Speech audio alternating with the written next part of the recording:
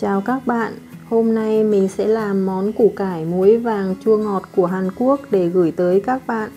Cách làm thì khá giống so với làm củ cải muối chua của Việt Nam. Tuy nhiên cách làm này thì đơn giản hơn rất nhiều. Món này các bạn có thể ăn kèm với gà rán, kim bắp hoặc là ăn với cơm đều được. Mình có ở đây là 1,5 kg củ cải. Các bạn chọn mua loại củ cải còn tươi, không quá già cũng không quá non, củ chắc thì khi muối sẽ ăn rất ngon. Củ cải sau khi mua về mình đem rửa sạch và để ráo nước rồi nhé. Bây giờ mình đem củ cải đi gọt sạch phần vỏ bên ngoài. Các bạn có thể để nguyên vỏ, cạo bỏ những chỗ bên ngoài xù xì có đốm đen đi, hoặc là các bạn dùng dao cạo hết lớp vỏ bên ngoài đều được nhé. Mình gọt sạch lớp vỏ bên ngoài sẽ giúp cho củ cải khi ngấm đều phần nước màu vàng và sẽ giúp cho củ cải có màu vàng đều đẹp hơn. Sau khi gọt vỏ xong, mình đem cắt bỏ phần đầu và đuôi củ cải đi. Mình đem củ cải đi rửa sạch và để ráo nước. Củ cải đã ráo nước thì mình đem đi cắt. Tùy theo sở thích, các bạn có thể cắt lát tròn hoặc là cắt thành những sợi dài đều được. Mình cắt cả khoanh tròn và dài luôn nhé. Các bạn cắt độ dày khoảng từ 0,8 đến 1 cm là vừa đẹp. Thanh dài mình cũng cắt có độ dày từ 0,8 đến 1 cm.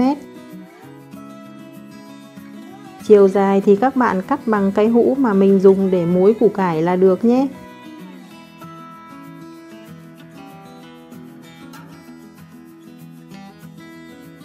Các bạn cắt lát củ cải có độ dày khoảng 1 cm như thế này là vừa đẹp. Củ cải cắt lát tròn mình cũng cắt có độ dày khoảng từ 0,8 đến 1 cm luôn nhé.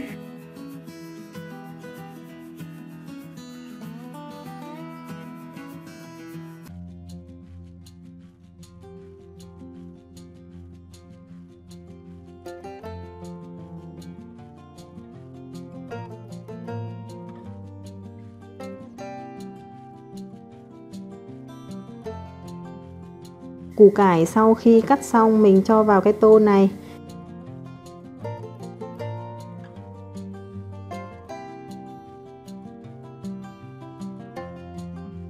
Và cho vào mỗi tô một thìa muối. Thìa này thì mình dùng là thìa ăn cơm nhé. Mình trộn đều muối với củ cải.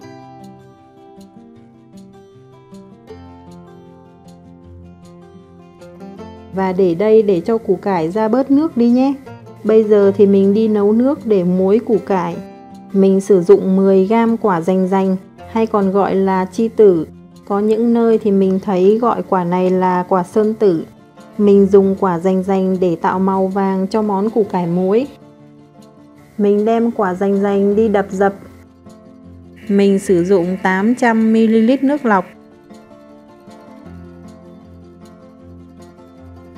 Và cho quả dành dành đã được đập dập vào. Cho lên bếp và đun sôi.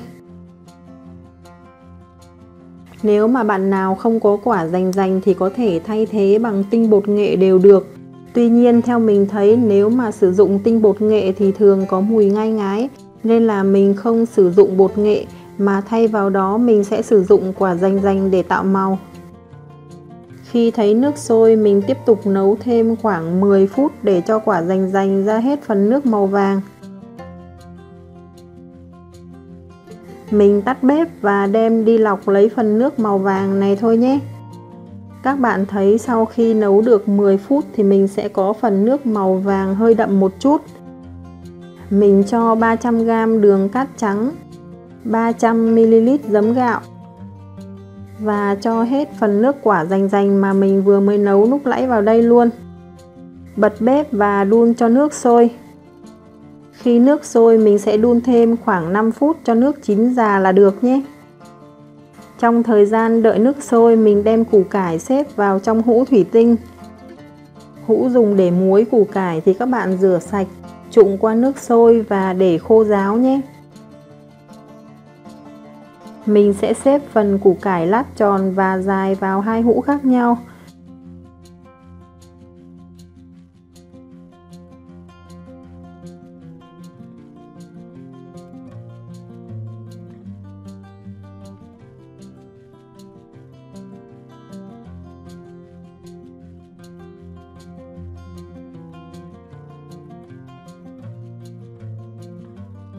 Nước đã sôi rồi, mình sẽ đun thêm khoảng 5 phút cho nước chín già là được nhé.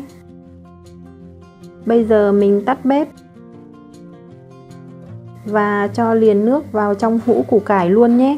Các bạn cho nước ngập qua mặt củ cải là được. Các bạn có thể dùng thanh chèn để chèn mặt củ cải hoặc là để nguyên như thế này đều được.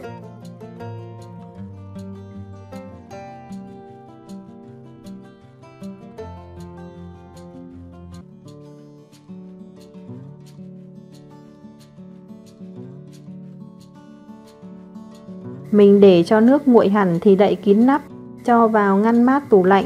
Sau khoảng từ 1 đến 2 ngày là đem củ cải giã được rồi. Đây là củ cải mình đã để muối được 2 ngày rồi đây các bạn. Củ cải sau khi ngâm được 2 ngày sẽ ngấm đều màu vàng. Các bạn xem củ cải có màu vàng đều rất đẹp.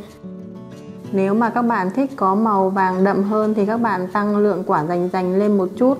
Nếu mà các bạn thích màu vàng nhạt hơn thì các bạn dùng cho mình khoảng từ 5 đến 7 gam quả rành rành thôi nhé.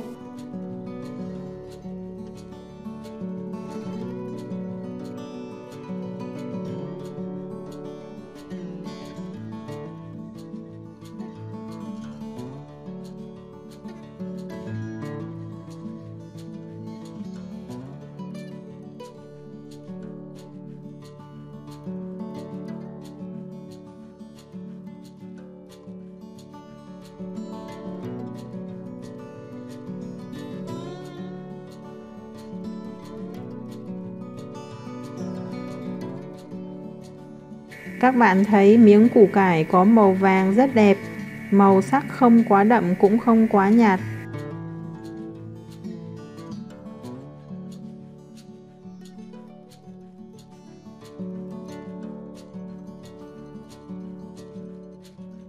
Bây giờ mình ăn thử xem như thế nào nhé. Củ cải khi ăn mình thấy rất giòn, không bị ngái, vị chua ngọt nhẹ. Món củ cải muối này các bạn có thể ăn kèm với cơm cuộn, thịt nướng đều rất ngon. Như vậy là mình đã làm xong món củ cải muối vàng rồi. Chúc các bạn thành công với cách làm này của mình. Nếu thấy hay các bạn hãy nhấn like, share và đăng ký kênh để ủng hộ mình nhé. Xin chào và hẹn gặp lại các bạn trong các video tiếp theo của mình.